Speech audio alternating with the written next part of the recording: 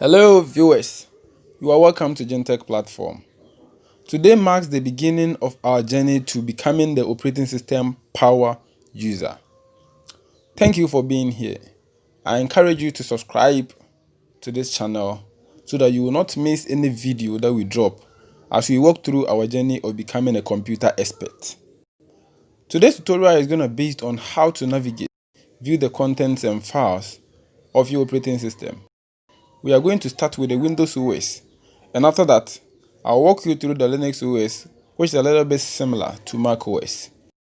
If you want to view the contents of your operating system, you basically have your C folder, which is called the root folder. So to view the root folder, you can press the start key on your keyboard, type in this PC. It has already been popped up, so enter. Now, in this PC, this is our default root. So when we open the C folder, we will see these items over here, and these are called child items. And having children over here, that the inetpub, Intel, perflux, and so on. It's important to call out that the operating system by default hides some system files and some important folders which they don't want any normal user to tinker with. So let's view the contents of all hidden files in this particular directory. To do that, you can see the tabs over here. On top of the window, you can see tabs here. We have File, Home, Share, View, and Drive Tools. So click on the View tab and then check on the Hidden Items checkbox. Once checked, you can see that the folders have been multiplied.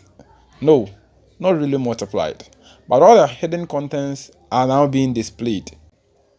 Now, we've seen how to navigate, but what if we want to hide a folder or a file?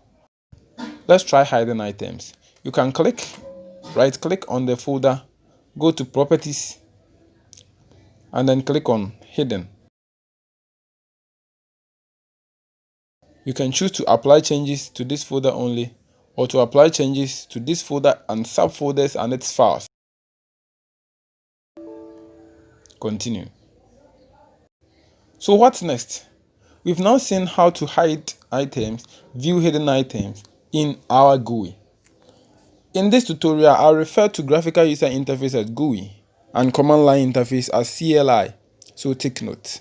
We will use the PowerShell for this and every tutorial related to this topic. Now let's launch our PowerShell. Press the start key, type in PowerShell. Now enter. Once the PowerShell is launched, this is where you are going to put commands, combine them, and generate results. Now, what do we want to do? As we started navigating and then view the contents of parent directory, view its child items. Let's see here. How can we do that? We use the ls command to view the contents of a particular folder. Now, when I type in ls is a command. I need to specify a parameter. Let's make it C. So I'm saying that every content in the C folder, I want it to be displayed here. Enter. Now you can see you have the inetpub and Intel as we saw in the GUI. So now they are being displayed here. Perfect. But what next? What if you want to view the hidden items in a particular folder? Now, let's try this command. ls force. What's happening over here? We use the ls, we specify the parameter, and then we add something called force. The force here is representing what we called a flag. You can think of a flag as an additional option specified when giving out a command in order to have a little bit more control and a more customized version of how you want your command to run. So in this case, I use the force flag attached to the ls command to give us a full detail of the content that is showing up all hidden items. So you can see here the recycle bin is showing and the swap file, .sys files. Those are all system files that they don't want users to tinker with. So they are by default hidden, and by using the force flag, it's all displayed over here. We have a command here called get help So anytime you are using a command and you find difficulties, or you want to view the guidelines and manuals on how to use that command, the get help is the best bet for you. Let's try it out.